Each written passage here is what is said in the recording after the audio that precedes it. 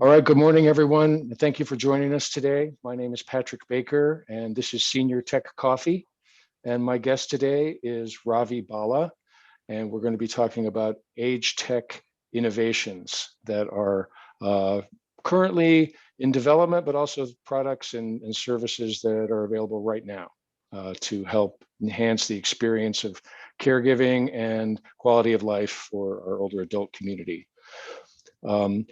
Senior Tech Coffee is brought to you by Prime of Life Tech, and I provide IT, education, tech support, and home automation for older adults and others in our community.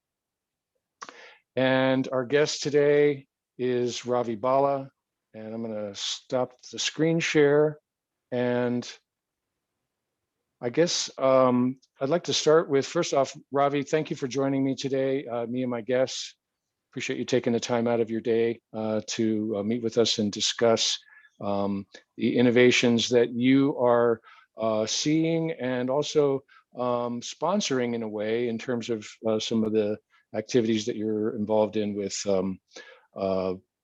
startups and that sort of thing in your mentorships. So at any rate, welcome. Thank you for joining. Thank you. Thank you for giving me the opportunity to be with you. Absolutely. So if you don't mind, would you share with us a little bit about your background and how you got into, how you became an AgeTech evangelist and what that means to you? I became an AgeTech fanatic, I think probably about a decade ago. I've always been a technology futurist. I started life as a research and development nuclear physicist and ended up, working for IBM and had spent a lot of time as an entrepreneur doing software development and product development. And about a decade ago, I wanted to do something meaningful with the rest of my life and my career. I was looking at this emerging area of mobile health and remote monitoring technologies. And I just said, this is something that could fundamentally alter the way we deliver care across the entire spectrum, right? And and one of the areas that we looked at for this was senior living and senior care. And the idea was we created a company called Health Signals, and the company's mission was to take all of these disparate point solutions that are there, put it into a workable solution that will make a meaningful difference in the lives of the stakeholders. That is the staff, the seniors, and all of the folks associated with senior living. We walked into senior living facilities, presented the vision, absolutely thrilled with the vision in terms of what's going on. But the big challenge we faced was that we couldn't get data from one point to the other about a decade ago. There just wasn't Wi-Fi infrastructure to get the data from point A to point B. The cellular signals within a lot of these facilities were incredibly weak. And even today, I mean, with these 40 and 50-year-old buildings with solid construction, the cell phone signals are pretty bad in a lot of facilities. One of the customers that we had, people would have to come out of the building to make phone calls. So my partner, Bruce Weintraub, who ended up becoming the CEO of Health Signals, used to be the chief architect for Verizon Fios. And we said, look, here's the need for the industry. Here's what your background is. And I know this was our vision, but let's pivot and let's deliver what the industry needed. And we became what I affectionately like to call digital plumbers. And we did that for about a decade, and the bug of getting this different type of care never went away. And a couple of years ago, I started speaking more about it and writing more about it. And eventually, about a year, right before 6 months before COVID, I actually decided to step back and said, I'm going to spend a lot of my time working on solutions to enable this mobile health technology to be used in a different kind of care. Along the way, I'd also, I actually moderated a session about 2 years ago with the Leading Age Leadership Summit on something called, Will Elder Care Be Amazoned or Ubered? because I said, look, the acceptance of technology, the availability of technology will make it possible for a different kind of senior living care to be delivered. And so are we going to get, the high power technology like Amazon and the super logistics capabilities come our way? Or are we going to get like an Uber model that says, look, I've got a base level of technology that is now going to make it possible for a lot of independent operators and smaller operators to deliver the kind of care or service, or even a better service than the traditional facilities are delivering. And I kind of feel at this point that they're both going to happen. And I think technology is driving those fundamental changes in the business model of elder care. Could you speak just to a little bit more about the digital plumbing that you referred to? What does that look like in your average facility? In an average facility, the digital plumbing, it's basically so that you can get wireless signals everywhere.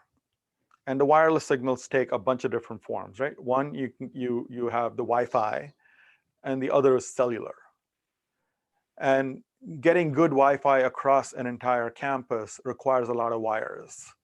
So we overlay the campus with a fiber optic backbone that becomes a backbone of traffic. And that's really the digital plumbing that you're talking about. And then you attach Wi-Fi access points to it so that there is enough signal everywhere. Our goal really was that you should have enough Wi-Fi on the campus so that you can sit on your favorite couch in the back bedroom near the window and be able to stream Netflix. That's the design point. Sure.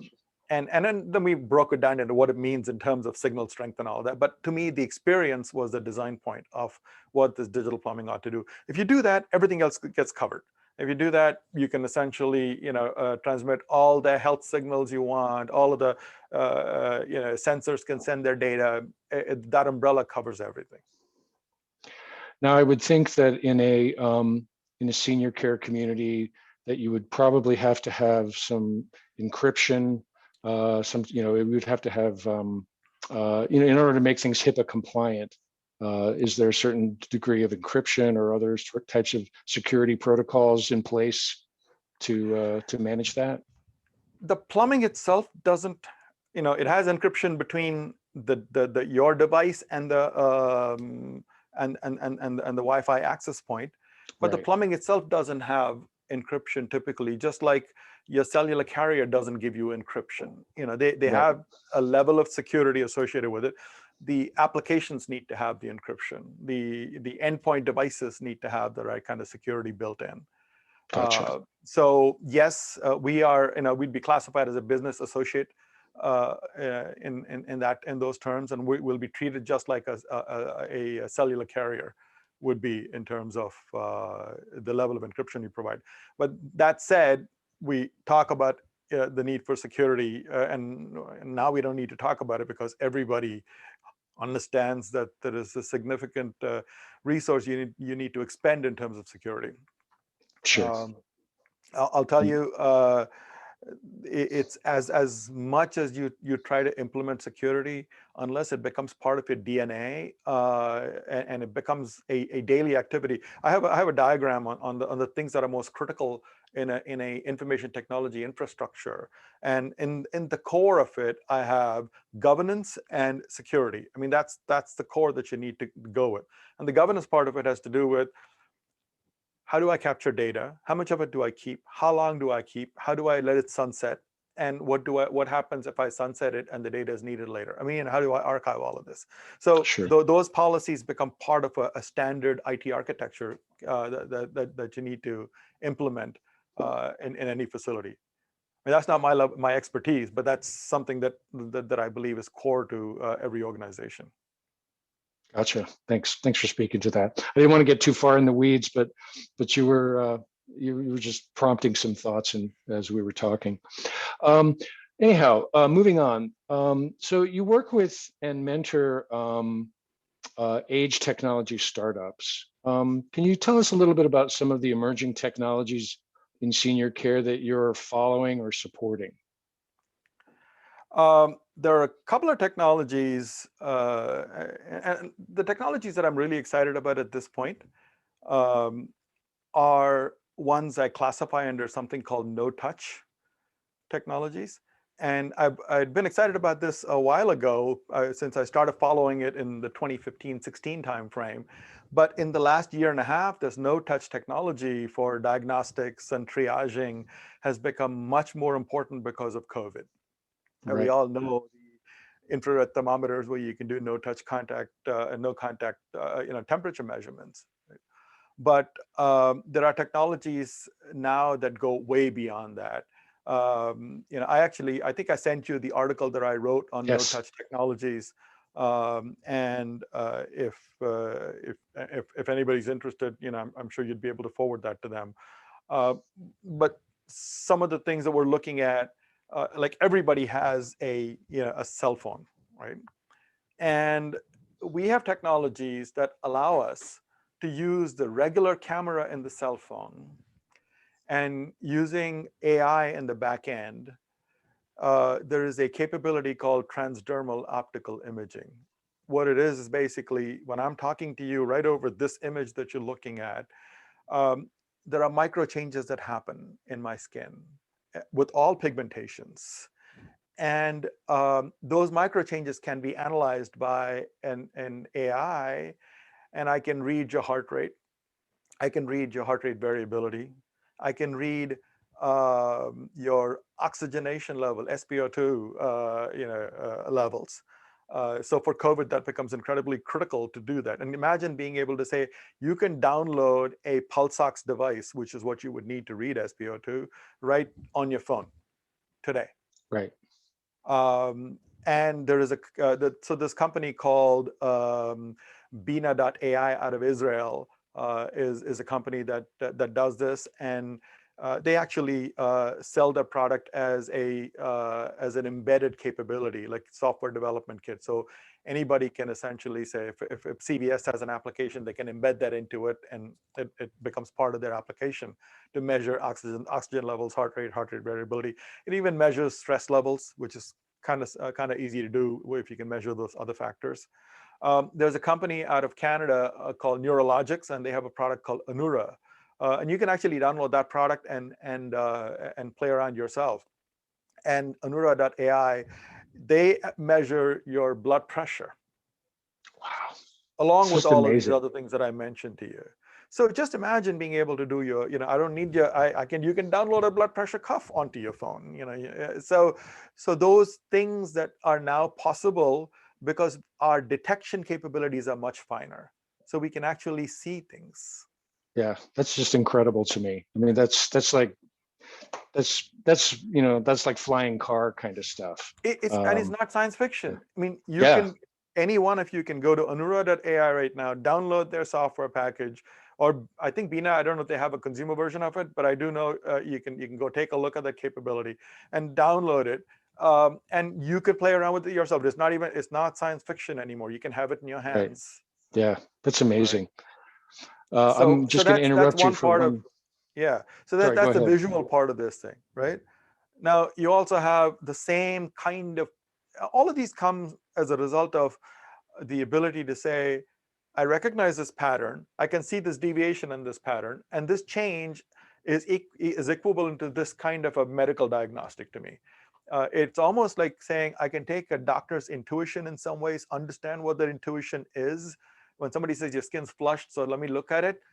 This thing says, oh yeah, I know you've gone up 14 shades of red, therefore, it is this. Hmm. So it's taking that intuition and making it and embedding that into an intelligence capability. So you can Yeah, do that with voice too, right? There's a company called Vocalis. Israel seems to be a nexus of a lot of great innovation in this area, and interesting. Vocalis basically will take a sampling of your voice, and it can diagnose COPD. Right. So imagine if that's embedded into your Alexa device or your phone, for that matter. Yeah, Right. you're in there talking to someone, and automatically it records it and says, go check with your doctor. Something seems to be off. I don't even need to tell you that you have COPD. I don't even need to tell you that. And by the way, there's a company called Telehealth out of Boston that takes a 6-second sampling and give you a diagnostic of a potential COVID infection. Yeah. because if your lung patterns have changed, your voice changes, and it can give you that diagnostic. So imagine what that does fundamentally to healthcare delivery and triaging. You can do the triaging at home significantly, and it can be done by your bathroom mirror that can have some of these things embedded right into it. You go in there, you try to, brush your teeth, and it does your blood pressure, it does your oxygenation level, heart rate variability, and it knows the pattern from the last 4 days, or 4 months, and it knows where the deviations are, and can just basically say, it doesn't even need to know what's going on. It just needs to know something's different, so go check with your physician. And this is all basically passive technology where you're not, as the user, you're not even really aware that you're being scanned, that that you're having these diagnostics performed, behind the scenes, as it were. Well, That's pretty you're aware that you're fascinating. being scanned. You want to be aware that you're being scanned, right? You Okay. don't have to do anything for you to be scanned Okay. and make a difference. Because I think it's really important for us to make sure that we respect the privacy of the individual, Okay. respect, and make them feel that they're in control of it, right? And one of the things that I was particularly, focused on when I was evaluating some of these technologies was the whole privacy aspect. So with Bina, I know what I did. I put my phone into airplane mode to see if it'll work. That's right. I remember that from Right. your paper.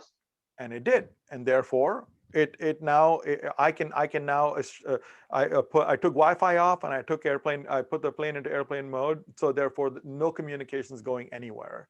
The diagnostics happen locally with this thing called Edge AI. So these kind of computations are happening only on your phone, so it doesn't need to go anywhere for the diagnostics to happen.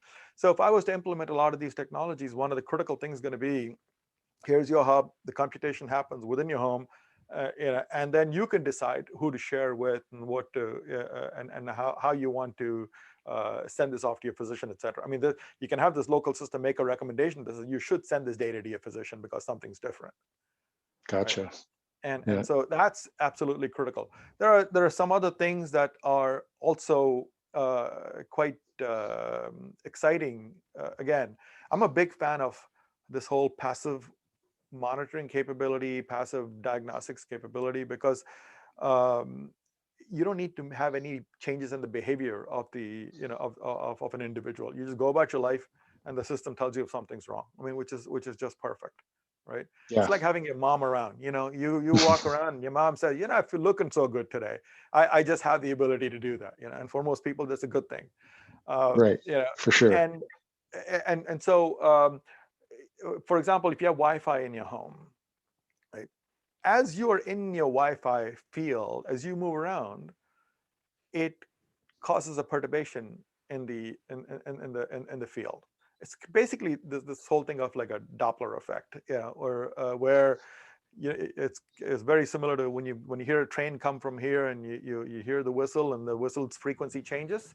The same thing happens as you move through the Wi-Fi field. The frequency of that Wi-Fi field changes somehow, and with that Doppler effect, again using the same kind of AI and pattern recognition capabilities, you can do a couple of things. I can tell you, is Patrick moving in the room, or is it Ravi moving in the room, right?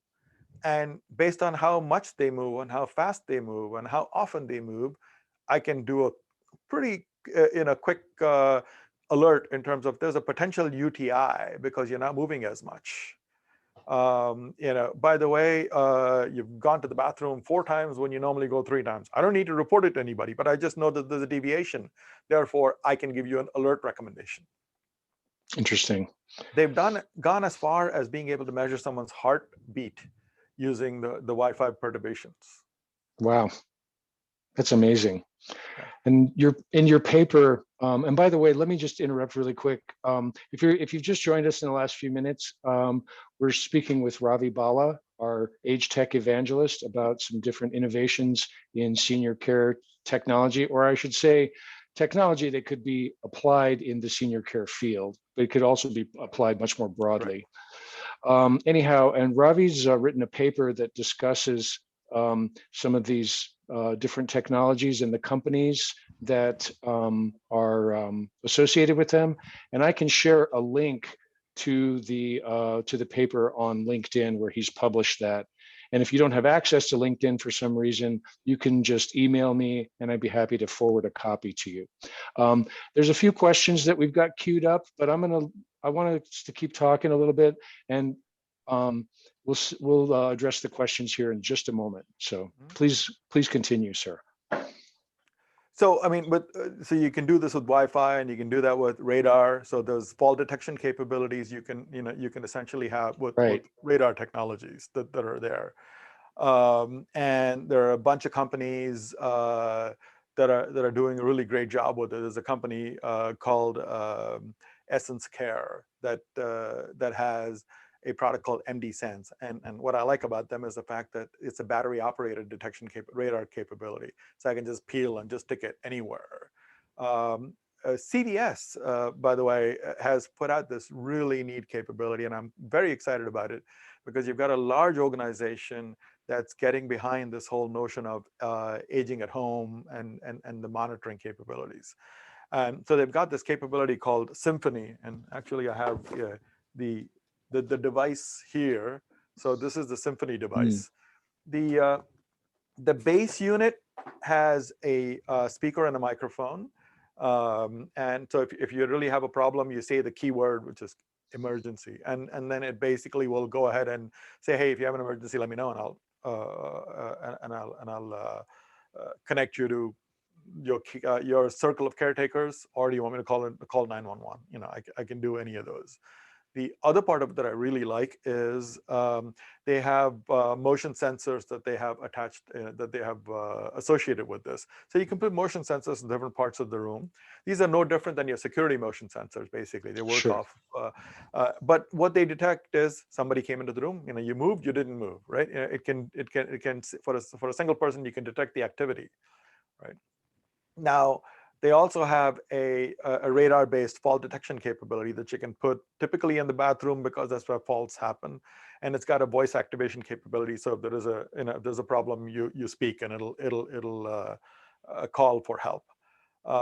So I think a lot of those kinds of capabilities that say, hey, if mom or dad want to stay by themselves, how do I make it possible so I feel less worried about it? Yeah. Right. I mean, guilt is a big thing for a lot of us baby boomers that are in the stages of caring for the parents, and I think we were speaking earlier. The average distance between a child or a caregiver and a closest relative and a senior is 250 miles or something like that. So it's a significant care guilt burden that's on us that we can help alleviate with some of these technologies. Definitely. Yeah. I mean, there are lots of other technologies like that are wearables that are there. You can have the Amazon Halo, and then the CVS device also has a little wrist device that you can, if there's an emergency, you just kind of press a button and it works. And a lot of them work inside the home, and a lot of them will also have a little SIM card built into it, so even when you go to the supermarket, it'll work because the SIM card will activate. Wow, interesting. Yeah.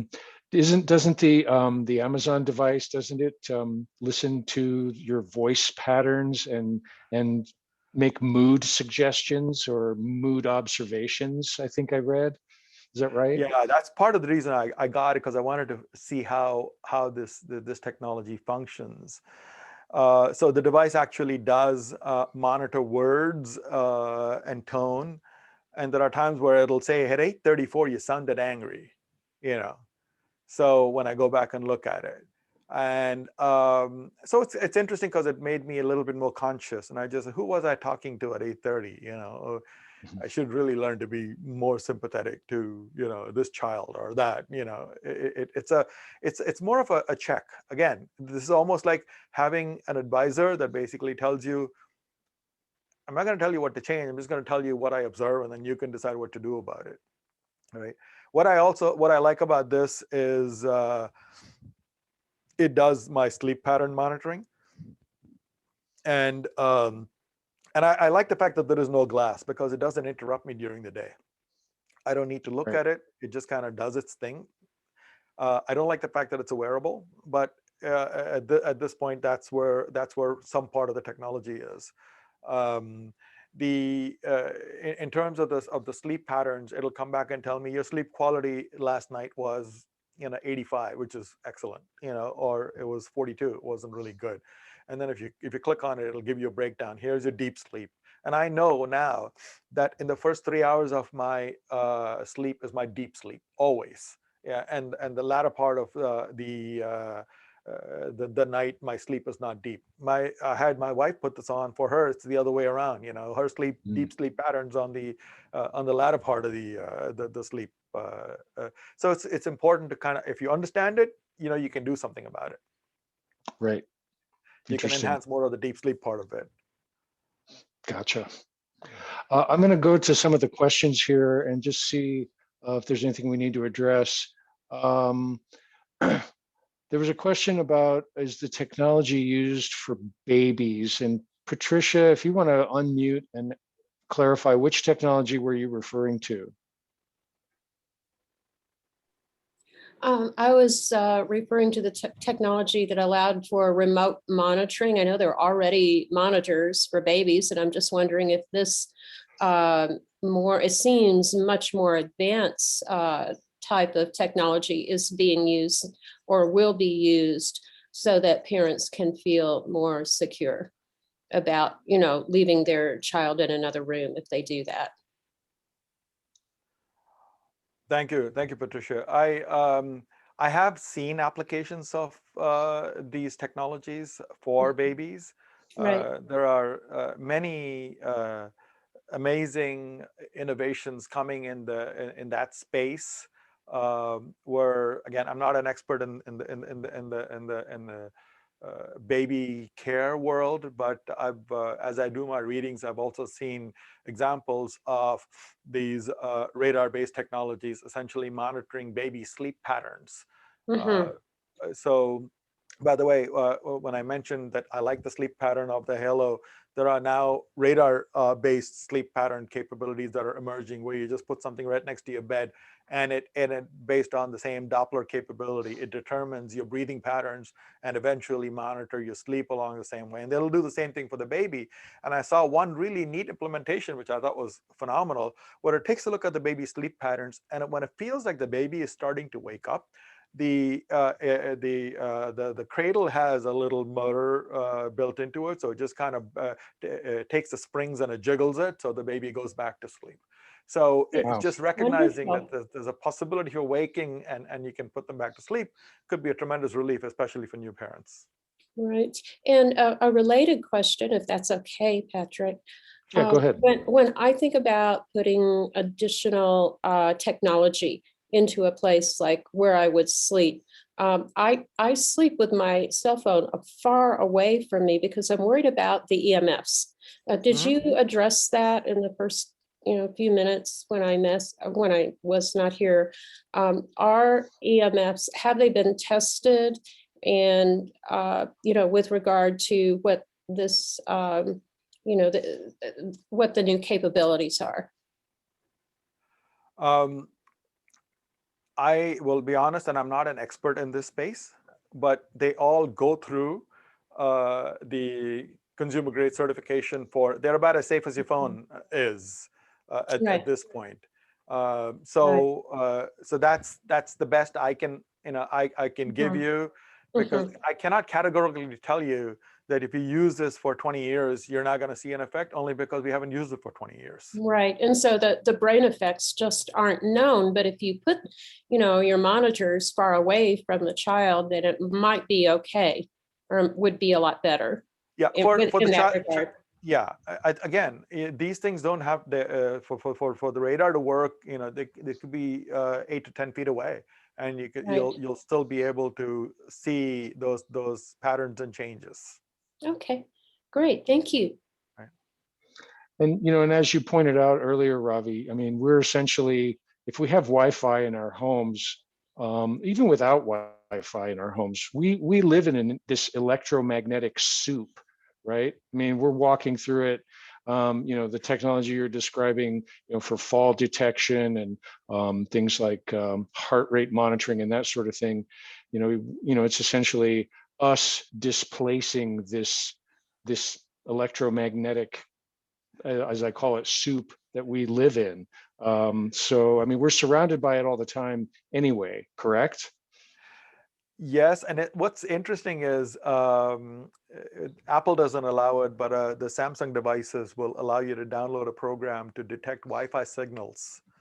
Mm. So you can, I use this to make sure that that I have good coverage across the home, and sometimes what ends up happening with these Wi-Fi things is one signal talks over the other, and you gotta separate them to make sure that you don't have interference.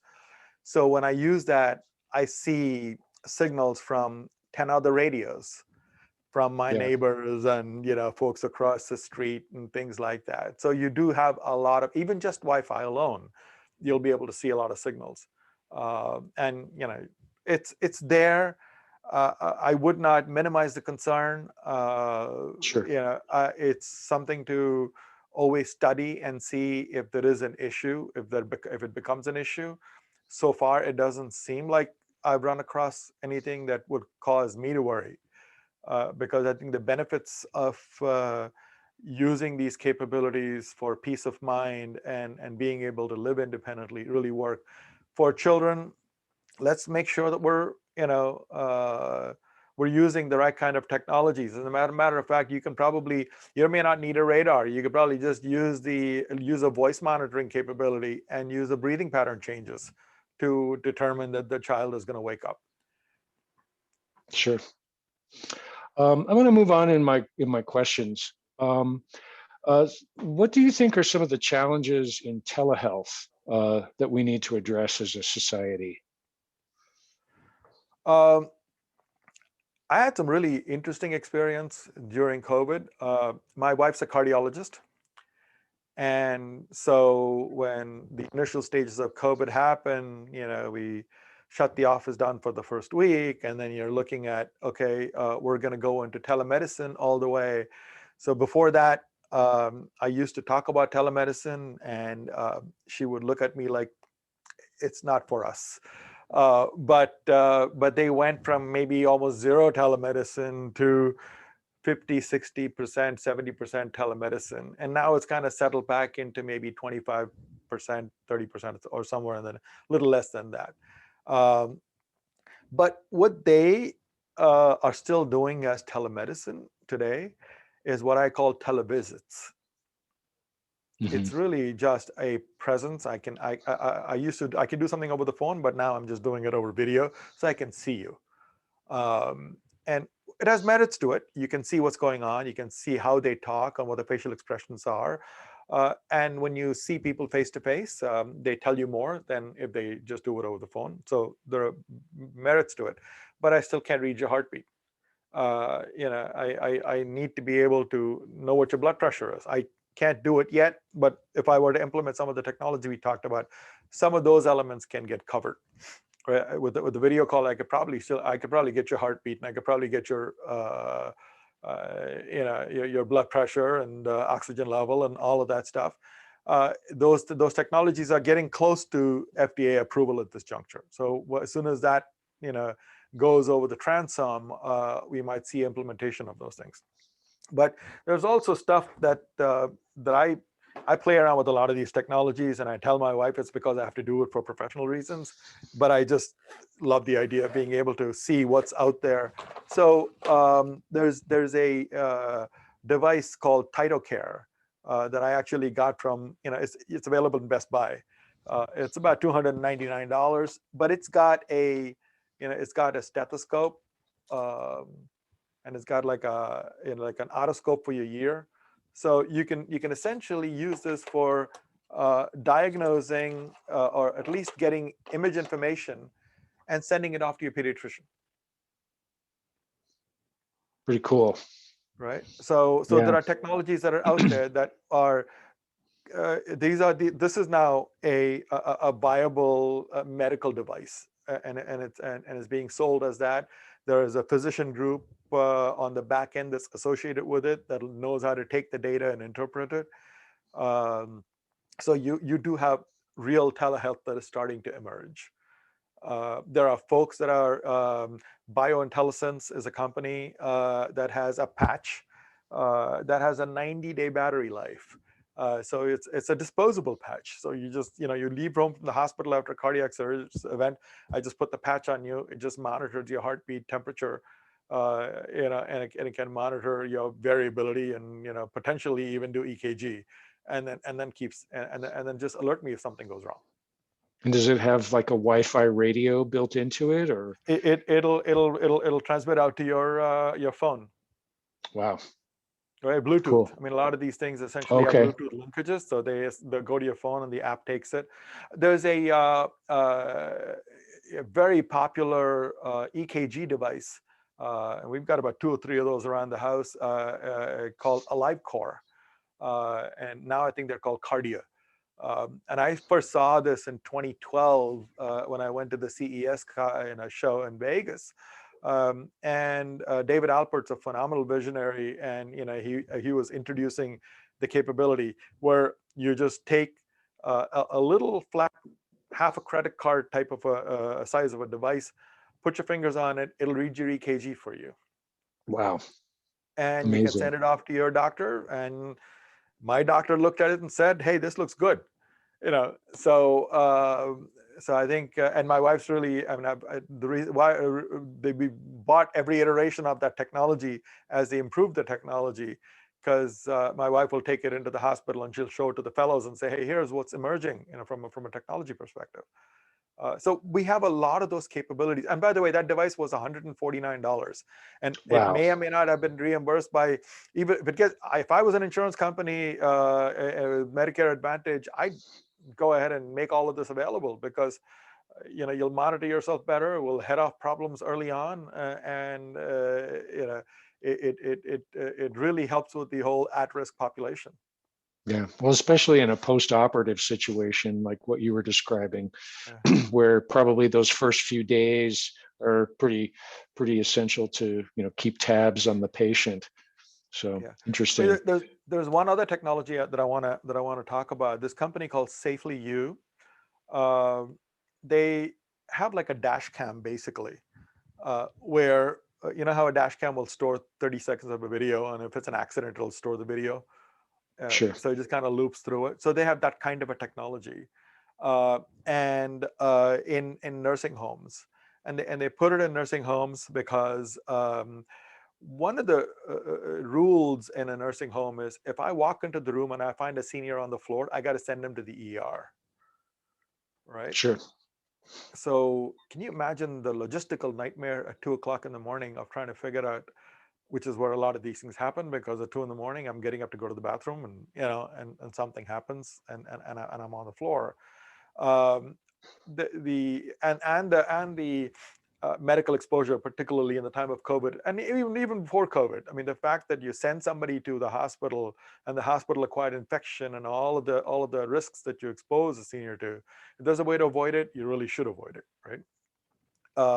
So what they do is, if a senior is lying on the floor, they'll record that video. And what they discovered in the process is, a lot of seniors self-lower. They don't fall. They're just afraid they're going to fall. So they'll just kind of hold on to the side, and they'll just kind of slide down to the bottom of the floor, and then they'll crawl to the bathroom if they're unsteady, right? And the self-lowering is not a fall. Right. Yeah, I mean, it's still recorded, and you basically still have to see what's going on and take a look at the medications to see if that's, between that and UTI, medication changes in UTI can cause all kinds of issues in terms of, balance.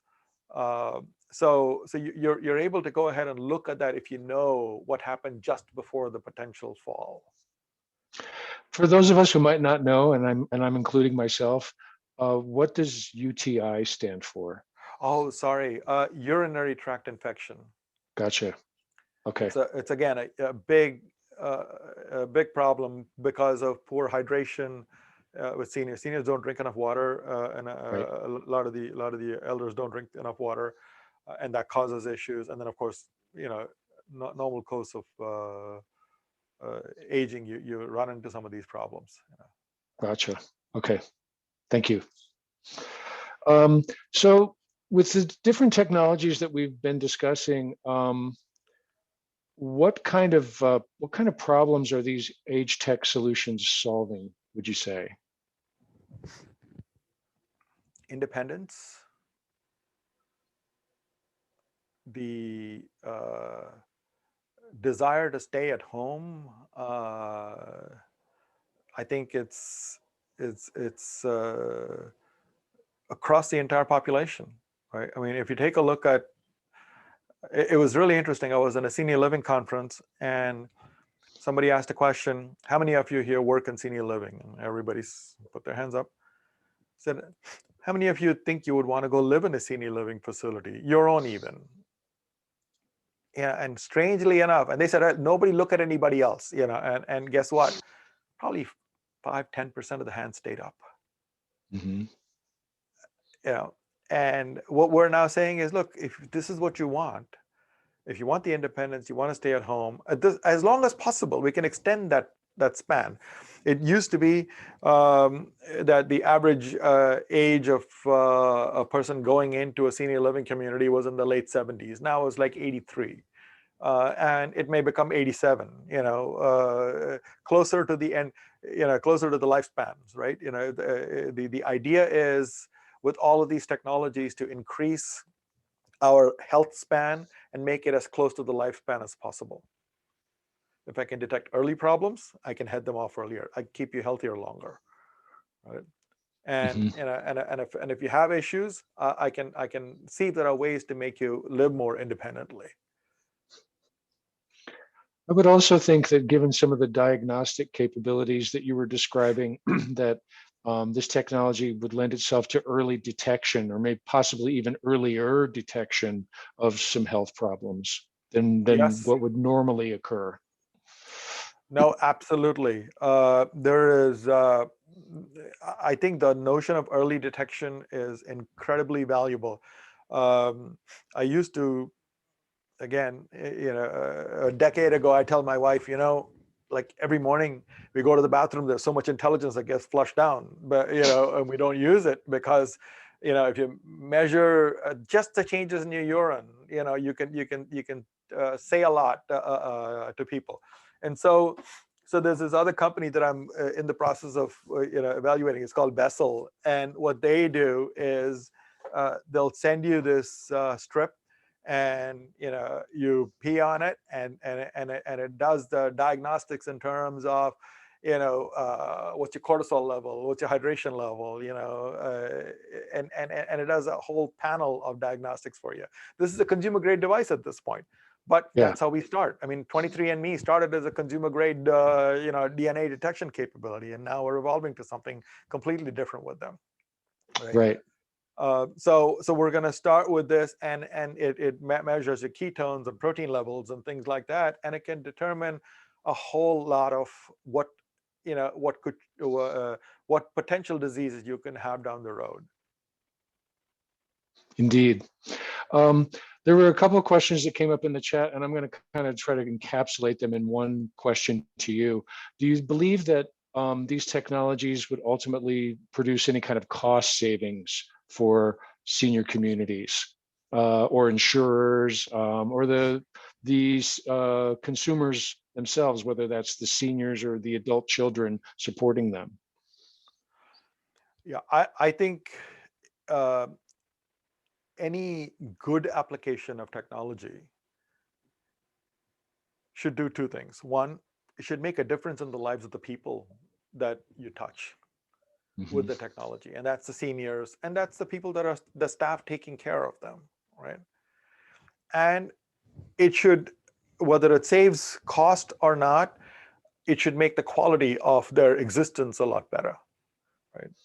And I believe in many of these cases, it will do both. I'll give you one example, which is really interesting. And this has nothing to do with monitoring seniors. If I'm in an assisted living facility or a skilled nursing facility, and if I push a button, Even in a hospital at this point, what happens if you want to call the nurse? You push this button. It's a single button, right? I push a single button, and there's a nurse that's 500 yards away. There is somebody, it's an orderly that's about 10 feet away. So they don't know what's going on. They push the button, 2 or 3 people end up responding.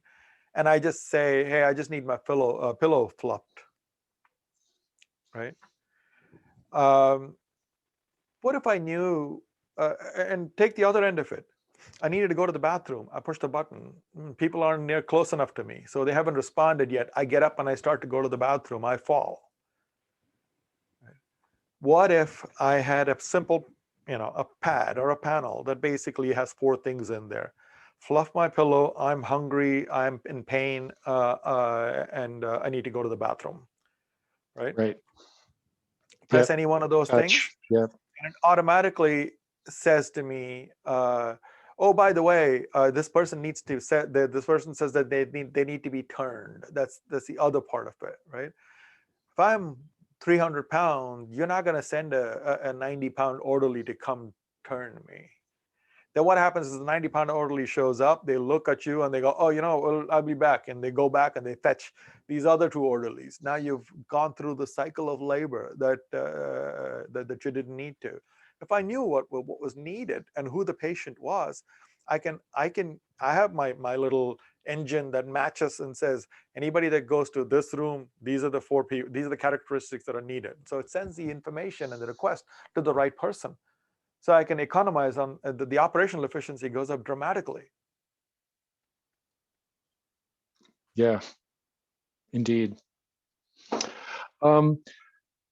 And you kind of touched on this already, and we can just breeze right through it if you feel like you've covered this question. But what kinds of, or I should say, how do you think the AgeTech solutions you're describing are improving quality of care, just overall? Yeah, overall, I think one of the worst things that happens to people is stress. I mean, the people that are the caregivers, and hard work doesn't cause stress. What causes stress is mundane, repetitive tasks that you feel like are things you didn't need to do. This thing that I talked about, I'm running down 6 floors all the time. I'm on floor 1, go to floor 7, go to floor 3, go to floor 6. That causes a ton of frustration. If I can find a way to get the right resource with the least amount of unnecessary work to the right people, I cause stress reduction. For your doctors, the EMR is one of the worst stress inducers ever. You as a patient don't like it because your doctor never looks at your face, and the doctors hate it because they're not able to see your face, and they really have to do this because they're measured by, this is when you logged on to your EMR, these are the number of patients you saw because of the EMR, these are the diagnostics code you entered because of the EMR. There are technologies now that are starting to emerge. There's a company called Suki, and there's another one called Sekara that just got bought by Microsoft's Nuance division. And what they do is they sit and they listen to the conversation. And using AI, it automatically fills the EMR and writes the notes for you. So now I've taken that barrier between the doctor and the patient, and I've said now I can create the human connection again. I think that's the thing that we need to do, is figure out how we can use a lot of these technologies to create that human connection. I want to be able to come in and basically say, hey, I see you haven't been sleeping too well. Is everything okay? And if I can say that to you, and you know how I got that information, right, then I think the conversation's now elevated to a different level, right? Because if I typically ask you, are you sleeping okay, Mrs. Jones? You're like, yeah, I'm sleeping okay. There is, 8 out of 10 times, no senior reports a problem until they're on the floor. Yeah. And by the way, EMR is electronic medical electronic record. medical correct? record. Yeah. My apologies for that. Yes. No, you're good. Just I like to throw that out there when Sure. when we're tossing acronyms around, just in case. So it sounds like there are some some improvements overall in the quality of life for older adults with the application of some of these technologies. I think particularly with the early detection capabilities, but also just what you were just describing with the the scenario of the doctor asking his patient or her patient, I see you're not sleeping well. Is everything okay? I mean, they have that data. They can analyze that data and make some some quantitative and qualitative decisions about treatment. And ultimately, that has to improve someone's quality of life, I would think. Absolutely. Over time. I Interesting. mean, I'll tell you one other thing. This is a personal story. My parents live in a retirement community in India, and I think it was maybe almost 3 years ago when the Amazon Echo Show came out, and this was a voice-activated device with a screen and a camera. And I took one to India and I left it there, and I have one here on my coffee counter in the morning. So when I come down to make coffee in the morning, I'd say, call mom and dad, calls mom and dad. As I'm, by the time I'm, like I got the milk in the microwave, the connection's established, and I just do a quick check-in. Is everything okay? How are things with you? How was your cold from yesterday? You're not looking too good. What's going on? You're looking tired. I mean, these kinds of interactions happen almost on a daily basis with us. And it makes a big difference in the lives. This is not a huge technology, innovation. It's just a video face-to-face call. Yeah. And if I can over thousands of miles, though, I mean, that's pretty significant. I think. Yeah. And I think it's just phenomenal to be able to do that and just establish that communication. And it's also easy for me. I'm making coffee. I don't even pull my phone out. I just say call, and it's done, right? And they have the ability to do the same. So they are using this advanced technology, and they don't have to go through phases of technology to get to this advanced technology to use. Right. And they're really happy to use it. Right. I truly believe that the most the seniors require the most advanced of technologies because they're the simplest of technologies to use. Indeed. Well, hey, we're coming to the end of our time. I just want to ask you one more question. What endeavors are on the horizon for you? What kinds of things are you pursuing? Well, I've been doing a lot of consulting with a lot of startups in this space.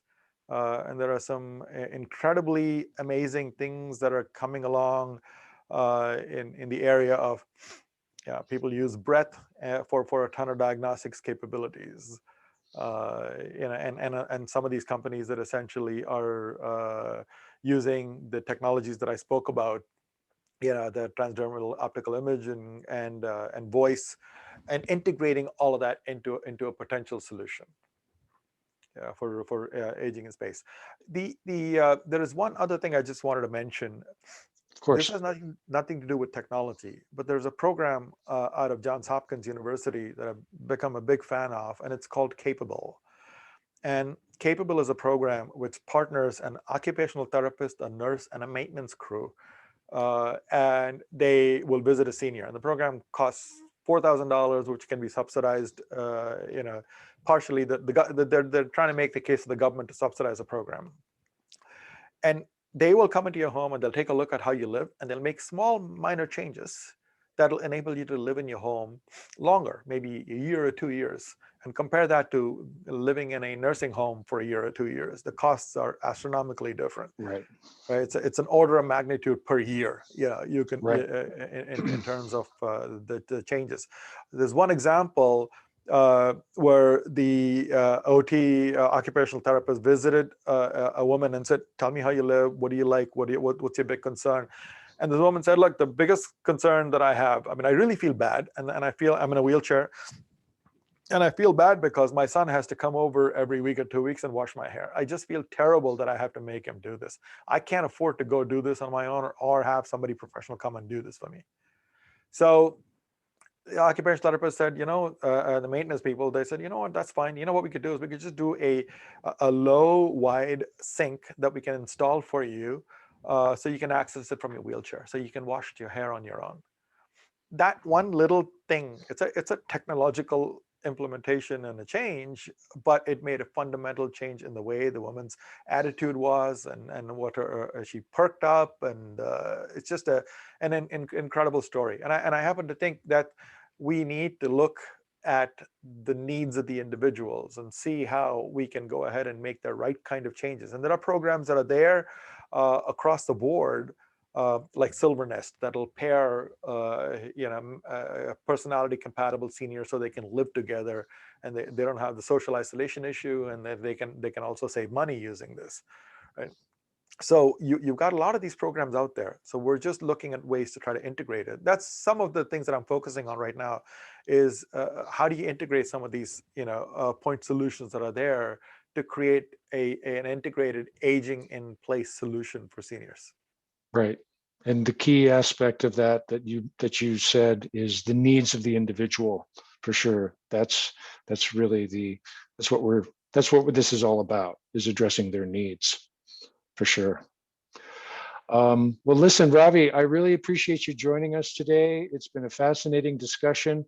I just want to share really quick Ravi's contact information. You can reach him via email, or you can connect over LinkedIn, connect or follow on LinkedIn. And then in addition, if you want to reach me, here's all of my contact information as well. And this is all available through primeoflifetech.com. So at any rate, Ravi, I appreciate you taking the time today to meet with us and to share your knowledge. It was really a fascinating discussion, and I look forward to what the future brings in the way of senior care and technology. So absolutely, thank you so much. Thank you for the opportunity. Absolutely, thank you, sir. Thank you all for your time. And to our guests, thanks again for joining.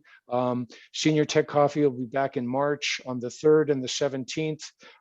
If you've signed up through Meetup, you'll get some announcements on those topics as they come available. Thanks so much for everyone for your time, and have a wonderful day. Bye-bye. Thank you. Bye-bye.